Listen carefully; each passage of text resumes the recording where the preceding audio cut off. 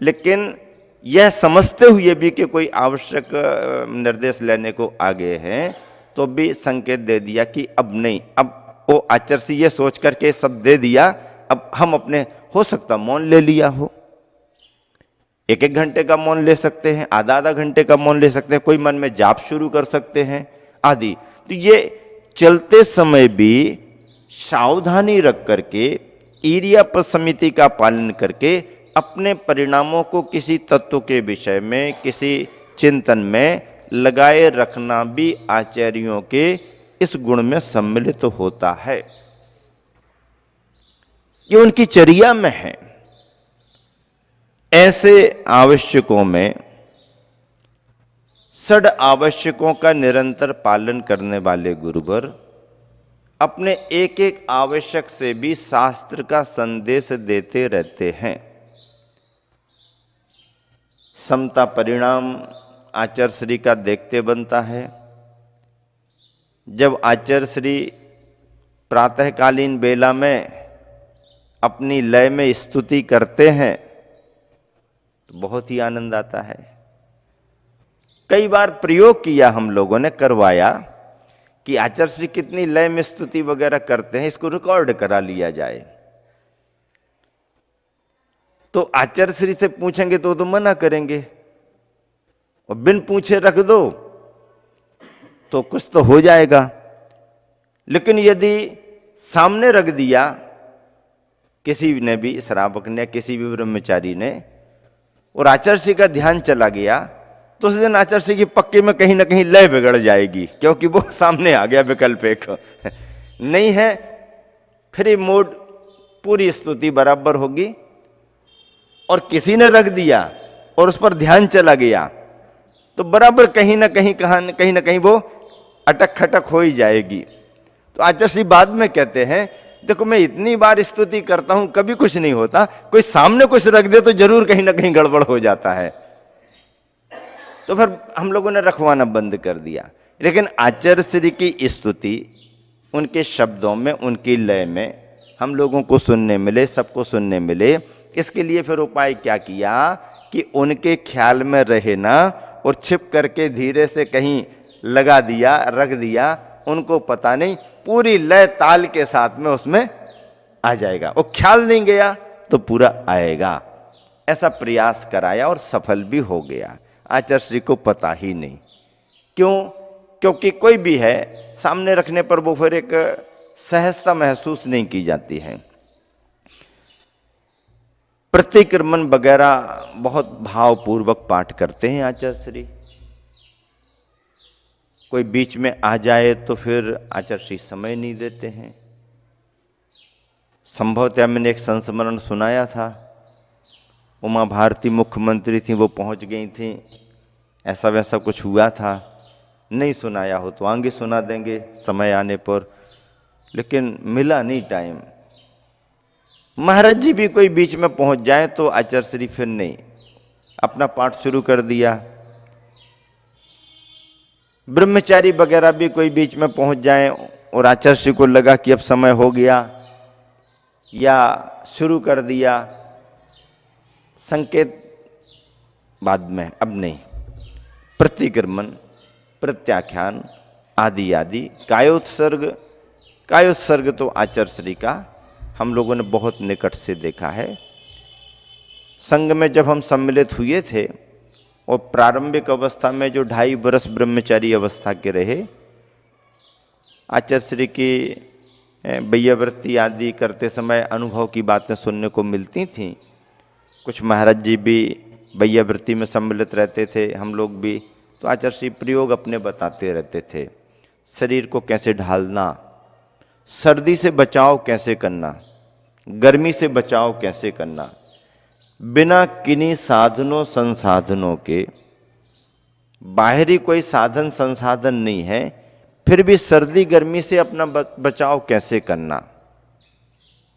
तो ऐसा करके कुछ आसनों की चर्चा आचार्य श्री बताते थे, और वो आसने आचार्य श्री के प्रयोग में है। आचार्य श्री यहां तक बताते हैं, उनकी साधना में है कि सर्दियों के दिन में यदि वो उस तरह की आसने लगा के सामयिक करें और उस तरह की भावना यदि भाग करके कोई मंत्र या कोई सामान्य से नमोकार आदि का जाप करें तो सर्दी के दिनों में भी गर्मी महसूस होने लगती है, गर्मी महसूस होने लगती है।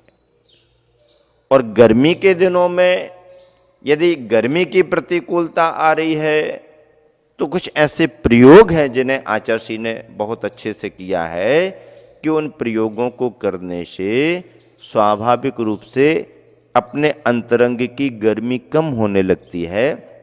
शीतली प्राणायाम वगैरह करने से और ठंडक महसूस भी होने लगती है। अब वो साधक के अभ्यास पर है। ऐसे प्रयोग आचार्य ने कई किए हैं, कई बार किए हैं। सर्दियों के दिनों में जब महाराज और हम लोग दिसंबर जनवरी की ठंड में कमरे के अंदर कमरा और उसके अंदर भी घास या चटाई आदि का कोई ना कोई उपकरण आवश्यक ले रहे हैं, तब आचार्य श्री को देखा कि आचार्य श्री कमरों के बाहर दहलानों में पाटा लगा करके और अपना पूरा रात्रि का समय निकाल रहे हैं। ऐसा देखा हम लोगों ने। सर्द हवाएं हैं, प्रेरित भी करते थे आचार्य श्री महाराजों को, क्या अंदर बाहर आके तो देखो, बाहर आके तो देखो कैसा लगता है, बाहर आके तो देखो। अब कोई कोई महाराज जो थोड़े से रहें भी तो 2-4 दिन में या 9-10-11 बजे तक तो रहे, जब आचार्य श्री विश्राम में है और इनको नींद नहीं आ रही तो उठ करके अपने अंदर चले गए। ऐसा होता है। फिर भी आचार्य श्री उत्साहित करते हैं सबको, अपनी साधना में ढालना चाहते हैं। एक बार एक महाराज जी को आचार्य श्री ने कहा, क्यों अंदर क्यों रहते हो, बाहर आओ, बाहर रहना चाहिए। तो महाराज जी भी कहने लगे, आचार्य श्री आपने ही तो कहा है कि अपने अंदर रहना चाहिए। तो बोले ये अंदर नहीं, ये तो कमरे के अंदर हो, बाहर आकर के साधना करो। ऐसा करके कराते हैं, हमेशा करते हैं ऐसा नहीं है। जब आचार्य श्री के मन में आता है तो करते हैं, लेकिन सामान्य से भी यदि कमरा है, दरवाजे खिड़कियां बंद भी कर दिए, अंदर से कुछ लेना नहीं है, तो भी सर्दी का असर तो अंदर भी बहुत पड़ता है। पाटे में कोई हाथ लगाए तो दिसंबर जनवरी की रात में पाटे भी ऐसे जैसे बर्फ की सिल्ली रखी हो, ऐसे ठंडे ठंडे लगने लगते। पाटा केवल उतनी जगह जगह गर्म मिलेगा जितनी जगह पर शरीर बैठे रूप में या लेटे रूप में उतना ही गर्म मिलेगा। बाकी जरा यहां हाथ या यहां हाथ लगाओ तो पाटा भी पूरा ठंडा ठंडा लगता है। टेम्परेचर जब गिरता है तो दीवालों के अंदर भी उसका असर जाता है। सर्दी में सर्दी, गर्मी में गर्मी सहन करने का अभ्यास आचार्य श्री ने बहुत अच्छे रूप में बना लिया है। और कायोत्सर्ग आदि आवश्यक उनके जो पलते हैं तो हम लोग भी ढलते हैं, ढालते हैं, संग ढल रहा है। लेकिन अभी भी संघ के सभी महाराज जी एक तरफ और आचार्य श्री अपने आप में, अभी भी कोई नई बात नहीं है, अभी भी संघ के सब महाराज जी अपने आप में एक तरफ और आचार्य श्री अपने आप में एक तरफ। इतना अंतर तो स्पष्ट दिखाई अभी भी देता है। पर आचार्य श्री भी कहते हैं कि अपनी अनुकूलता से जितना करो उतना ही कम है, करना भी चाहिए। पंचम काल है, हीन संगनन है, अपने शरीर को संभाल करके सबको करना पड़ता है। जितना कर रहे उतना भी कम नहीं है। लेकिन फिर भी कई बार शरीर साथ दे भी जाए तो मन हमारा इतना मजबूत नहीं हो पाता है कि हम मन को मजबूत करके प्रयोग करके तो देखें। जब साथ नहीं देखा तब नहीं देखा, पहले से ही अपन अपने इंतजाम में लग जाते हैं। ऐसा मन कमजोर जब होता है तब है, और जब मन मजबूत होता है तो विल पावर से भी बहुत सारे काम बनते हैं। सद आवश्यक तो वो होते हैं जो अवश्य ही किए जाते हैं, और इन आवश्यकों को करते करते गुरुवर ने अपनी एक विशिष्ट पहचान बना ली है। प्रतिक्रमण, प्रत्याख्यान, कायोत्सर्ग, स्तुति, वंदना आदि आदि के आवश्यकों में कई प्रेरक प्रसंग हैं जो समय समय पर संघ को और समाज को भी प्रेरणा देने वाले हैं। आचार्य श्री स्वाध्याय करने को बैठते हैं तो बड़ी एकाग्रता से स्वाध्याय करते हैं, लगन से स्वाध्याय करते हैं, रहस्य को समझते हुए स्वाध्याय करते हैं। प्रवचन देते हैं तो पूरी एकाग्रता से देते हैं, उद्देश्यपूर्ण प्रवचन देते हैं, तत्व को लेकर के देते हैं, सूत्रों को माध्यम बना करके देते हैं, मुख्य धारा से देते हैं, मूल आगम के अनुसार देते हैं। तो ये सभी चीजें गुरुवर के जीवन में सम्मिलित हैं और ऐसा गुरुवर का अपना जीवन आज हम सभी के लिए आदर्शमय है। पंचाचार की चर्चा करते हैं तो दर्शन में सम्यक दर्शन के परिणामों की निर्दोषता, अंगों का पालन करना, मूढ़ताओं मदों से बचना, प्रशम, संवेग, अनुकंपा, आस्तिक आदि जैसे भावों को अपने जीवन में स्थान देना, सद अनायतन जैसे हम कुगुरु, कुदेव, कुशास्त्र और उनके सेवक, पूजक आदि होते हैं, इन सब से बचना, ये सम्यक दर्शन की निर्मलता लाते हैं। और ऐसा करने से सम्यक दर्शन जब निर्दोष होता है तो उसी को आचार्यों ने दर्शनाचार कहा है। ज्ञान को सम्यक ज्ञान बनाने में 8 अंगों की जरूरत होती है। शब्दाचार, अर्थाचार, उभयाचार, कालाचार, अनिन्वाचार, बहुमानाचार, उपधानाचार आदि आदि जो विषय हैं सम्यक ज्ञान के 8 अंगों के रूप में, उनका पालन करना, उनकी भावना अपने उसमें आना, श्रुत की ज्ञान की आराधना करना, शास्त्रों को पढ़ने पढ़ाने में इन अंगों का पालन करना, ऐसा करने से सम्यक ज्ञान, श्रुत ज्ञान हमारा निर्दोष बनता है और ऐसा करने पर ज्ञान की सच्ची आराधना ज्ञान आराधना मानी जाती है। चारित्र आराधना के बारे में वही चारित्र संबंधी निर्दोषता, 5 महाव्रत, 5 समितियां, 3 गुप्तियां, ये 13 प्रकार का चारित्र मुख्य है। करण चरण की क्रिया मुनि जीवन की होती है, उसमें 13 प्रकार का चारित्र आता है। 5 महाव्रत, 5 समितियां, 3 गुप्तियां। महाव्रत यावत जीवन 5 पापों का त्याग करना महान व्रत है। महाव्रत इसलिए भी इनको कहते हैं, महाव्रत की 3 परिभाषाएं शास्त्रों में आई। महान महान पुरुषों ने इन व्रतों का पालन किया। महान पुरुष कौन कहलाते? तीर्थंकर आदि महान पुरुष कहलाते हैं। तो महान महान पुरुषों ने इन व्रतों का पालन किया, इसलिए महाव्रत हैं। अथवा जिन व्रतों का पालन करने से सामान्य साधारण से व्यक्ति भी महानता को प्राप्त हो जाते हैं, वो महाव्रत हैं। अथवा तीसरी बात है कि व्रत अपने आप में ही महान है, व्रत ही अपने आप में महान है। इस तरह से इन व्रतों को महाव्रत कहा।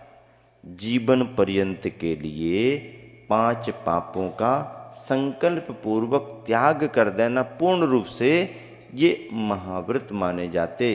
ऐसे 5 महाव्रत, 5 महाव्रतों के साथ सहयोगी प्रवृत्ति में सावधानी जो पाली जाती है उसका नाम समिति है। समिति सावधानी को कहते हैं। हम अपनी चर्या में, क्रिया में जितनी सावधानी रखें वो समिति। आने जाने में चलने एरिया पर समिति, भोजन आहार करते समय देख करके शोध करके शुद्धता का भोजन करना, ये ऐष्णा समिति। ऐष्णा यानी आहार संबंधी शुद्धि का ध्यान रख करके भोजन करना, ऐष्णा समिति मानी जाती। इरियापत समिति चलने संबंधी, आने जाने संबंधी, जीवों की रक्षा करते हुए, ध्यान रखते हुए इरियापत समिति। ऐष्णा समिति आहार में निर्दोषता का ध्यान रख करके पालन करना, ऐष्णा समिति है। आदान निक्षेपण समिति, पिच्छी कमंडल उठाना रखना है, शास्त्र उठाना रखना है, बैठना है तो पिच्छी लगा करके, शरीर पर कोई कुछ आकर के बैठ गया है तो उसको बहुत सावधानी से परिमार्जित करके उसको हटाना, ये सब क्या है, ये तो दूसरे में, लेकिन उठाने रखने में आदान निक्षेपन, आदान निक्षेपन उठाने रखने में सावधानी रखना, किसी तरह से कोई जीव को बाधा व्यवधान ना हो। आदान निक्षेपण समिति, प्रतिष्ठापना समिति, शुद्धि करना, जंगल जाना तो कहाँ जाना, कैसे जाना, सामान्य से गृहस्थ व्रतियों को भी इसका पालन करना पड़ता, पर महाव्रतियों को तो और सब बातों का ध्यान रख करके करना पड़ता। प्रतिष्ठापना समिति, एरियापद समिति, भाषा समिति भी है। एरियापद समिति हो गई, ऐषणा समिति हो गई, आदान निक्षेपण, प्रतिष्ठापन, भाषा समिति रह गई। भाषा समिति का मतलब क्या है, अपने द्वारा बोले गए वचनों में हमारे को हितमित और प्रियपने का ध्यान रखना पड़ेगा। यदि हितमित और प्रियपने का ध्यान नहीं रख पा रहे तो इससे अच्छा मौन रहो, मौन रहना अच्छा।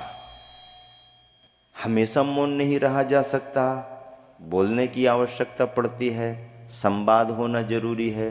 संवाद से भी बहुत सारे समाधान निकलते हैं। संवाद होता है तो अपन को रास्ते भी मिलते हैं। तो बोलने से समाधान भी मिलता है, लेकिन बोलने से बिगाड़ भी हो सकता है। बोलने से समाधान होता है तो बोलने से बिगाड़ भी हो सकता है। वचनों में दोनों तरह की शक्तियां हैं। माहौल को हम क्षुब्ध भी कर सकते हैं और क्षुब्ध माहौल को शांत भी कर सकते हैं। बोल तो बोल ही है, अनमोल है, इसलिए बोलने के पहले तौल लेना जरूरी होता है। तराजू से तौल करके बोलो तो बात बराबर रहेगी, और जरा अनबैलेंस्ड होकर के बोल दिया तो वातावरण बिगड़ जाएगा। शब्दों में दोनों तरह की शक्तियां हैं। तो ऐसी भाषा समिति में, भाषा समिति क्या कहती है कि हमारे को वचन व्यवहार करना पड़ता है।